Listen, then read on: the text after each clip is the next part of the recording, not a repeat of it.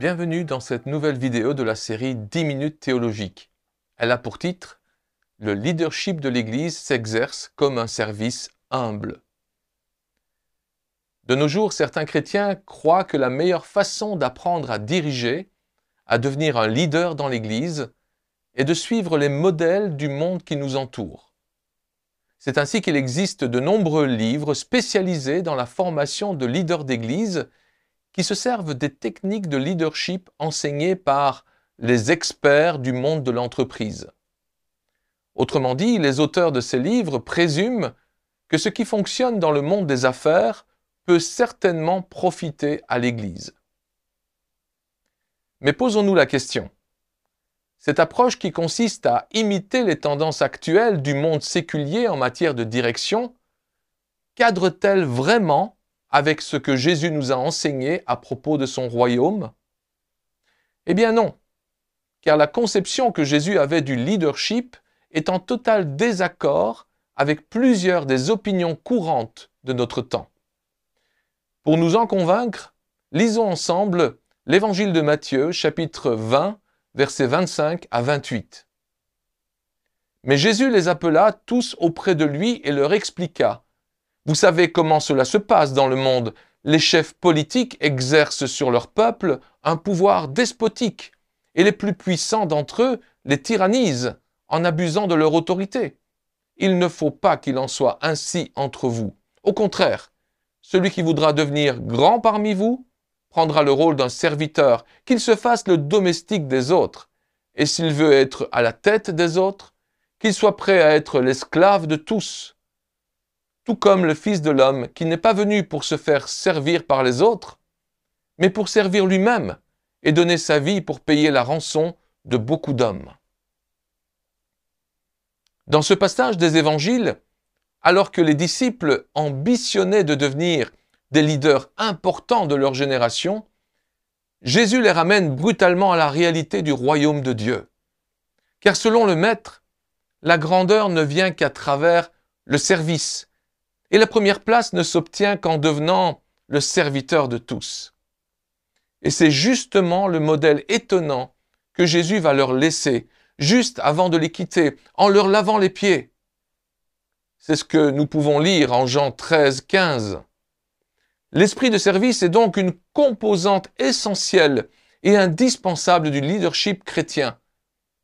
C'est encore là ce que Jésus enseignait dans l'évangile de Luc au chapitre 22, verset 27. À votre avis, dit Jésus, qui est le plus grand, celui qui est assis à table ou celui qui sert? N'est-ce pas celui qui est assis à table? Eh bien, moi, au milieu de vous, je suis comme le serviteur. Dans ce texte, Jésus renverse complètement notre conception de la grandeur en y intégrant l'esprit de service. Une attitude qui se caractérise par une gratitude sans fin, une gratitude qui provient du fait que notre dette envers Dieu était énorme. Pensons-y un instant, nos péchés, nos rébellions, nos méfaits se sont tellement accumulés devant Dieu qu'il nous était impossible de payer même une infime partie de notre dette pour pouvoir nous présenter devant lui. Toutes nos bonnes actions, même importantes et nombreuses, ne pouvaient pas, ne fût-ce qu'entamer le montant astronomique de cette dette.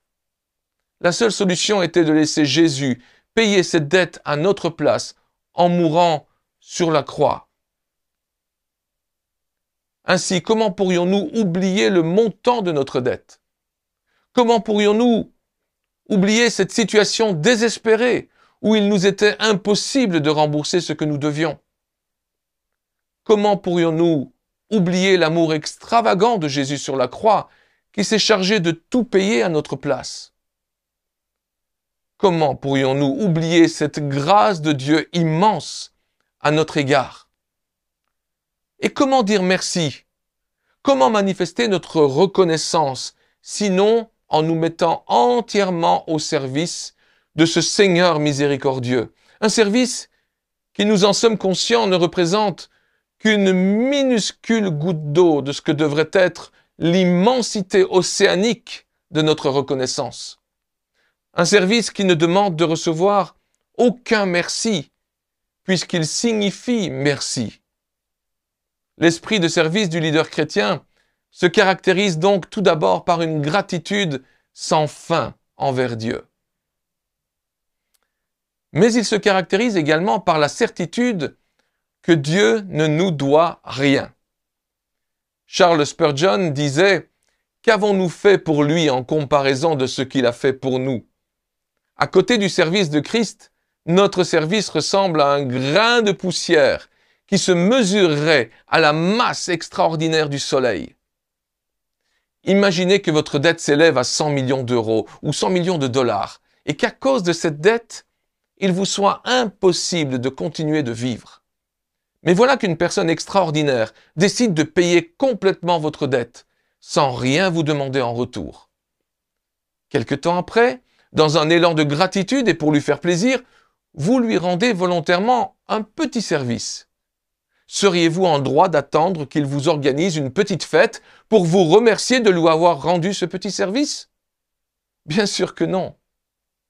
Voilà pourquoi Jésus nous dit, alors que vous servez Dieu, alors que vous servez l'Église, les autres, vous devriez juste dire, nous sommes des serviteurs inutiles, nous avons fait ce que nous devions faire. Luc chapitre 17, verset 10. Inutile, c'est-à-dire qui n'apporte aucun profit, car l'idée dans ce texte est que notre service n'apporte aucun profit au maître, et donc que Dieu ne nous doit rien. Nous sommes juste des serviteurs volontaires, à qui Dieu ne doit ni reconnaissance, ni bénédiction, ni salaire. Dieu ne nous doit rien, sinon qu'il aurait dû nous jeter en prison pour l'éternité, mais que dans son amour, il ne l'a pas fait. C'est pourquoi notre extraordinaire récompense est d'avoir le privilège d'être des serviteurs dans sa maison. Enfin, l'esprit de service du leader chrétien se caractérise également par le fait que tout est pour la gloire de Dieu et non la nôtre. En effet, l'esprit de service ne connaît pas la frustration de ne pas être reconnu, de ne pas être remercié, de ne pas être valorisé, de ne pas être aimé. L'orgueil nous pousse à dire « Comment se fait-il que personne ne reconnaisse mon service? Pourquoi personne ne me remercie pour toutes les tâches que j'accomplis dans l'Église depuis tant d'années ?» L'humilité nous pousse à dire « Je ne mérite même pas d'être le plus petit des serviteurs dans le royaume de Dieu. Et pourtant, quelle grâce le Seigneur m'emploie. » Nous devrions être sidérés d'avoir le privilège de servir la gloire d'un si grand roi et non frustrés de n'en retirer aucune gloire personnelle. L'esprit de service du leadership chrétien est donc à des années-lumière des techniques de leadership du monde des affaires. Il est clair que dans le domaine commercial ou politique, savoir se mettre en avant est une qualité de leadership. Mais dans le service du Seigneur, c'est plutôt le contraire. C'est savoir s'effacer qui fait partie de la définition même du leadership chrétien. Chez le leader chrétien, l'humilité devrait donc être une qualité évidente et sans cesse grandissante, une qualité qui provient du fait que le leader chrétien sait que sans le Saint-Esprit, il est incapable d'accomplir quoi que ce soit, car il ne peut rien accomplir par lui-même. Voilà pourquoi non seulement il compte sur le Seigneur, mais il délègue avec confiance des tâches à des équipiers plus compétents que lui. L'humilité est donc l'une des clés de l'efficacité du leader chrétien, car Dieu emploie des vases d'argile afin qu'il soit évident pour tous que la puissance est celle de Dieu et non celle du leader. Il y a plusieurs milliers d'années, le jeune roi Roboam ne possédait pas cette clé de l'humilité. C'est ce que nous apprend le premier livre des rois au chapitre 12, verset 7.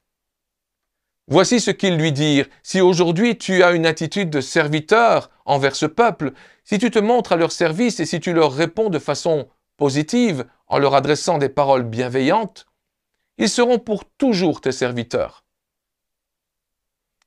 En succédant à son père, le roi Salomon, Roboam eut l'occasion de conforter son leadership sur Israël en adoptant, comme cela lui fut conseillé, une attitude de serviteur. Malheureusement, la suite du texte nous apprend qu'il préféra écouter les jeunes gens qui avaient grandi avec lui et qui le poussaient à appesantir sa domination sur le peuple. Et comme vous le savez, le résultat de ce leadership orgueilleux fut catastrophique pour l'unité d'Israël. Car l'une des tentations qui guettent le leader chrétien est de diriger en vue de satisfaire son ego. Par exemple, en dominant les autres ou en faisant en sorte que les autres se souviennent à tout instant qu'il détient une charge importante et qu'il est quelqu'un d'exceptionnel qui doit être traité avec respect et admiration.